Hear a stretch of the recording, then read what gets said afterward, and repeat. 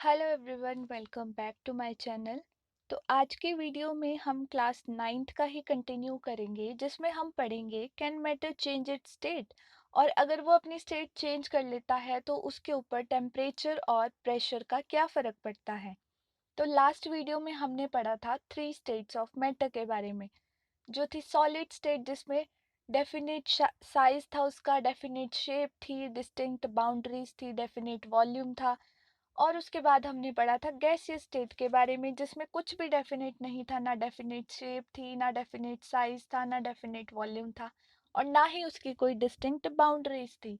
और फिर liquid state में सिर्फ हमारे पास डेफिनेट वॉल्यूम थी और कुछ भी डेफिनेट नहीं था। तो आज हम देखेंगे कि क्या सॉलिड से लिक्विड और लिक्विड से गैस स्टेट में चेंज हो जाता है। तो इसके लिए हम सबसे कॉमन एग्जांपल लेंगे वाटर का। वाटर आप सभी ने सॉलिड फॉर्म में देख रखी है, जो है आइस। लिक्विड फॉर्म में हम रोज जो पानी पीते हैं वो लिक्विड फॉर्म में है, और गैसियस फॉर्म में जब हम कुछ बॉईल करते हैं तो वाटर वेपर्स निकलते हैं, वो होता है हमारा वाटर गैसियस फॉर्म में। तो हम सबसे पहले देखेंगे इफेक्ट ऑफ टेम्परेचर के बारे में। तो उसके लिए आप एक एक्टिविटी परफॉर्म कर सकते हो। आपको क्या करना है, बीकर में आइस लेनी है और उसको लो फ्लेम पे बॉईल करते रहना है, साथ में आपको टेम्परेचर नोट करना है। तो क्या होगा, सबसे पहले जब आप टेम्परेचर बढ़ाओगे सॉलिड्स का तो काइनेटिक एनर्जी बढ़ेगी। ये हमने पहले भी पढ़ा था कि जो काइनेटिक एनर्जी है वो टेम्परेचर के डायरेक्टली प्रोपोर्शनल है। तो जब आप बढ़ाओगे टेम्परेचर को सॉलिड में, मतलब उस आइस में टेम्परेचर बढ़ता जाएगा, तो काइनेटिक एनर्जी भी पार्टिकल की बढ़ती रहेगी। और जैसे काइनेटिक एनर्जी बढ़ेगी तो पार्टिकल्स जो है वो वाइब्रेट करना शुरू कर देंगे ग्रेटर स्पीड पे। अब जो हम उसको हीट की फॉर्म में एनर्जी दे रहे हैं, हमने पढ़ा था कि कुछ फोर्स ऑफ अट्रैक्शन होता है पार्टिकल्स ऑफ मैटर में। तो जब हम उसको वो एकदम ढंग से ऐसे अरेंज होंगे लाइन में, तो जब हम उसको हीट सप्लाई करेंगे तो वो जो पार्टिकल्स हैं वो एक अपनी जगह से हिलने लग जाएंगे, मतलब जो है वो अपनी फिक्स्ड पोजीशन को छोड़ने लग जाएंगे और फ्रीली मूव करने लग जाएंगे, मतलब यहाँ यहाँ ऐसे फ्रीली मूव करने लग जाएंगे। तो उस टाइम एक स्टेज आएगी जहाँ पे जो सॉलिड है वो मेल्ट हो जाएगा और लिक्विड में कन्वर्ट हो जाएगा, मतलब आइस जो है अब वो लिक्विड फॉर्म में आ गई। तो वो टेम्परेचर जहाँ पे जो सॉलिड है मेल्ट हो जाता है लिक्विड बनने के लिए, किसमें, एटमॉस्फेरिक प्रेशर, मतलब जो हमारे एटमॉस्फेरिक में नॉर्मल प्रेशर है, उस प्रेशर में जब सॉलिड जो है लिक्विड में चेंज होने लगता है तो उस प्रोसेस को बोलते हैं मेल्टिंग पॉइंट। और मेल्टिंग पॉइंट इंडिकेट करती है कि फोर्स ऑफ अट्रैक्शन कितना है। जितना ज़्यादा मेल्टिंग पॉइंट होगा उतना ही ज़्यादा फोर्स ऑफ अट्रैक्शन होगा। जैसे कि अब मेल्टिंग पॉइंट कम है तो वो चीज़ जो है, सॉलिड जो चीज़ है वो जल्दी मेल्ट हो जाएगी। अगर उसका मेल्ट जो फोर्स ऑफ अट्रैक्शन ज़्यादा है, बहुत ज़्यादा है, तो उसको मेल्ट होने में टाइम लग जाएगा। तो मेल्टिंग पॉइंट ऑफ आइस की बात करें तो मेल्टिंग पॉइंट ऑफ आइस है 273.16 केल्विन। तो क्या होता है, मेल्टिंग के टाइम पे जब मेल्टिंग की प्रोसेस होती है, जो सॉलिड है वो चेंज होता है लिक्विड स्टेट में। इसको हम दूसरा नाम फ्यूजन भी देते हैं, मतलब अगर सॉलिड जो है लिक्विड में चेंज हो रहा है तो हम उसको फ्यूजन भी बोल सकते हैं। तो आप क्या नोट करोगे, जब आप टेम्परेचर देखोगे तो आप नोट करोगे कि जब सॉलिड मेल्ट हुआ ना, तो थोड़े टाइम के लिए उसका टेम्परेचर जो है वो सेम रहेगा, उसको में कोई फर्क नहीं पड़ेगा। तो वो कहाँ गई, हमने इतनी सारी उसको हीट एनर्जी सप्लाई करी, वो कहाँ गई। तो वो जो हीट एनर्जी है वो यूज हो जाती है कहाँ पे, इन changing the state by overcoming the forces of attraction. मतलब जो हमारे पार्टिकल्स हैं उनमें बहुत ज़्यादा फोर्सेस ऑफ अट्रैक्शन है, तो हमें पहले उनको भी तो ख़त्म करना पड़ेगा। तो वो जो हीट एनर्जी है वो वहाँ पे यूज़ होती है। तो ये जो हीट एनर्जी आइस यूज़ करता है, ऑब्जर्व करता है, बिना किसी कोई टेम्परेचर राइज नहीं हो रहा, स्टिल जो हीट एनर्जी है वो कहीं यूज़ हो रही है। तो वो कैसी हीट होती है, लेटेंट हीट। यहाँ पे लेटेंट का मतलब होता है हिडन, मतलब वो हीट तो यूज हो रही है लेकिन हमें पता नहीं लग रहा है वो कहाँ हो रही है। तो वो जो हीट है वो आइस के मॉलिक्यूल्स ऑब्जर्व कर रहे हैं अपनी फोर्सेस ऑफ अट्रैक्शन को कम करने के लिए। तो एक डेफिनेशन है कि लेटेंट हीट ऑफ फ्यूजन क्या होता है। फ्यूजन हमने पढ़ा कि सॉलिड से लिक्विड स्टेट में चेंज होना, लेटेंट मतलब हिडन हीट। तो क्या होता है कि 1 kg कोई हमारे पास सॉलिड है, उसको लिक्विड में चेंज करने के लिए कब, एक एटमॉस्फेरिक प्रेशर पे और उसके मेल्टिंग पॉइंट पे, कि उसका एटमॉस्फेरिक प्रेशर जो नॉर्मल एटमॉस्फेरिक प्रेशर है और उसका जो नॉर्मल मेल्टिंग पॉइंट है, कितनी हीट एनर्जी लग रही है, उसको बोलते हैं लेटेंट हीट ऑफ फ्यूजन। तो यहाँ पे बोला है कि जो पार्टिकल्स ऑफ वाटर हैं 0 डिग्री सेल्सियस, मतलब 0 डिग्री सेल्सियस का मतलब होता है 273 kelvin, have more energy as compare to particles in ice at same temperature.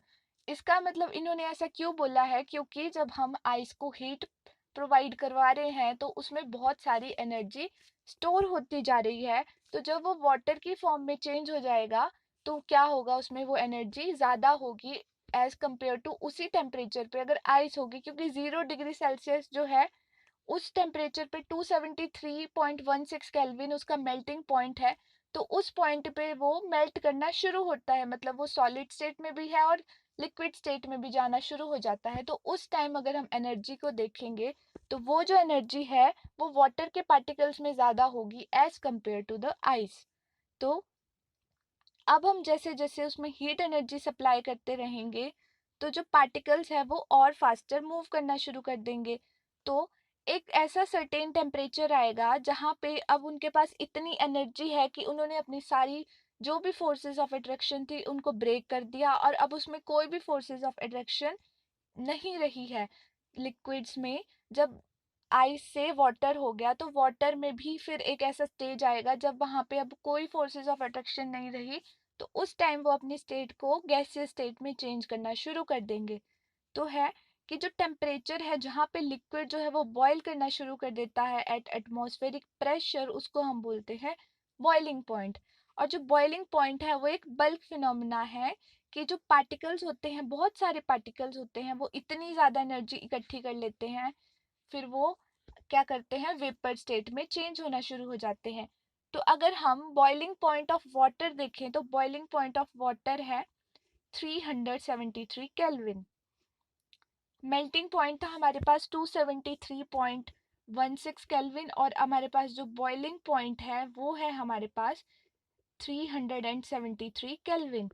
तो जिस तरह हमने लेटेंट हीट ऑफ फ्यूजन को डिफाइन करा, हम वैसे ही लेटेंट हीट ऑफ वेपराइजेशन को भी डिफाइन कर सकते हैं। कैसे, कि जो एनर्जी है स्टोर हो रही है लिक्विड में, उसके जो भी फोर्सेस ऑफ अट्रैक्शन है उसको ओवरकम करने के लिए, वो है उसकी लेटेंट हीट ऑफ वेपराइजेशन। क्योंकि जब वो सारी फोर्सेस ऑफ अट्रैक्शन खत्म होगी उसी के बाद वो बॉयल करना शुरू करेगा और वो गैसियस स्टेट में चेंज होना शुरू कर देगा। तो यहाँ से हम बोल सकते हैं भाई कि सॉलिड स्टेट जो है लिक्विड स्टेट में चेंज हो सकता है हीट करके, और लिक्विड जो है गैसेस में चेंज हो सकता है हीट करके। और उसी तरह गैसियस स्टेट को अगर हम कूल करेंगे तो वो लिक्विड स्टेट में चेंज हो जाएगा, और अगर हम लिक्विड स्टेट को कूल करेंगे तो वो सॉलिड स्टेट में चेंज हो जाएगा। ये सारे एग्जांपल्स हम अपनी डेली लाइफ में देखते हैं।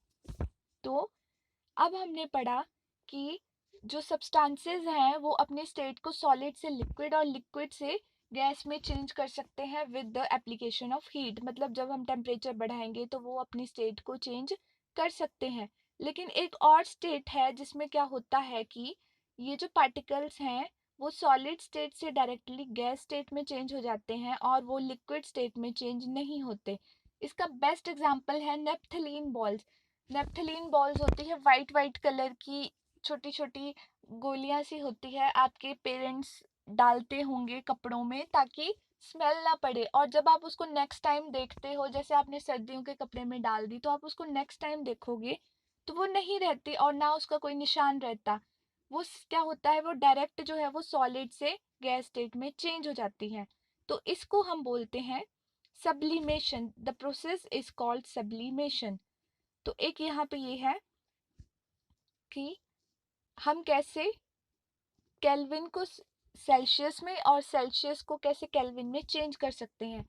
तो क्या है, केल्विन जो है वो टेम्परेचर का एसआई यूनिट है और 0 डिग्री सेल्सियस जो है वो 273.16 केल्विन, नॉर्मली हम उसको 273 केल्विन लिख लेते हैं, तो इसके इक्वल होता है। तो क्या है, अगर हम केल्विन से सेल्सियस में चेंज कर रहे हैं तो हमें टेम्परेचर, जो भी टेम्परेचर हमें गिवन होगा उसको 273, उसमें से 273 माइनस करने पड़ेंगे। और अगर हमें सेल्सियस से केल्विन में चेंज करना है तो हमें टेम्परेचर में क्या है 273 ऐड करना पड़ेगा। तो ये बेसिक फॉर्मूला है केल्विन को सेल्सियस और सेल्सियस को केल्विन में चेंज करने का। तो यहाँ पे हमने देख लिया इफेक्ट ऑफ टेम्परेचर। अब हम देखेंगे effect of change of pressure. तो हम इसको एक एग्जांपल से देखते हैं।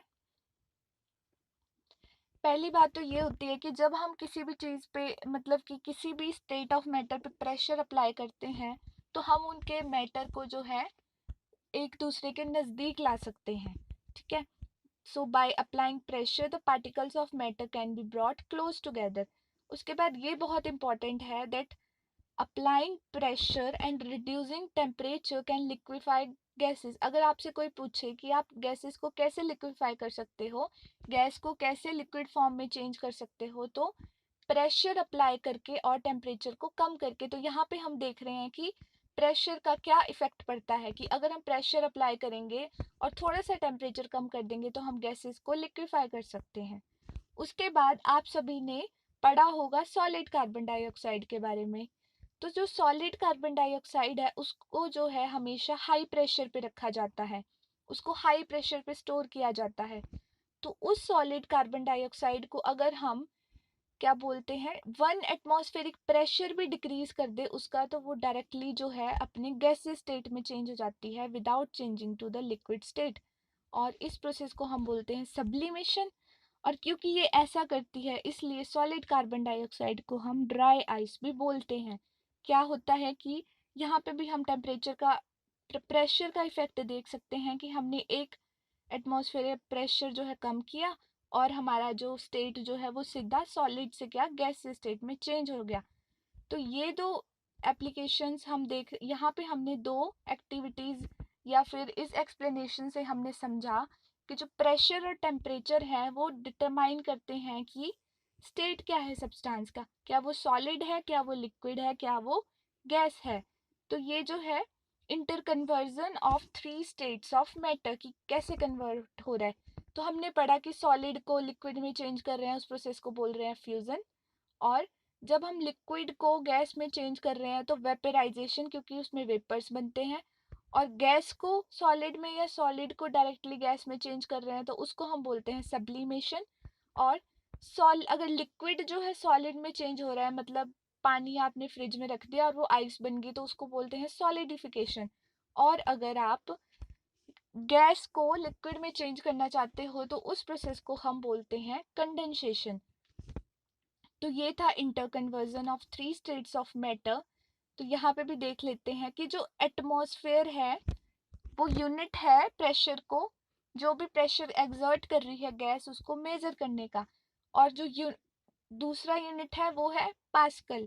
अगर आपसे कोई पूछता है normally the unit of pressure तो आप बोलोगे पास्कल। और वह जो पास्कल होता है वो उसकी वैल्यू ये होती है, मतलब 1 एटमॉस्फेयर जो है आप उसको पास्कल में कैसे चेंज कर सकते हो। 1 atmosphere is equal to 1.01 into 10⁵ pascal. तो हम ये फॉर्मूला लगा के हम एटमॉस्फेयर से प्रेशर को पास्कल में चेंज कर सकते हैं। तो जो नॉर्मल प्रेशर हमारी एयर में प्रेजेंट है उसको हम बोलते हैं एटमॉस्फेरिक प्रेशर। और हम नॉर्मल एटमॉस्फेरिक प्रेशर कंसिडर करते हैं 1 एटमॉस्फेयर प्रेशर को, जो कि हमारे सी लेवल में प्रेजेंट होता है। तो ये था प्रेशर के बारे में। अब हम अगर तो आज की वीडियो में इतना ही। नेक्स्ट हमारे पास सिर्फ इवेपोरेशन का टॉपिक रहा है, वो मैं आपको नेक्स्ट वीडियो में कवर कराऊंगी। अभी के लिए आप इसको पढ़ो समझो, और कुछ भी आपको समझ नहीं आता है आप मेरे को कमेंट कर सकते हो, मैं आपको ज़रूर आंसर दूंगी। और वीडियो को लाइक करें, शेयर करें और चैनल को ज़रूर सब्सक्राइब करके जाएं। Thank you.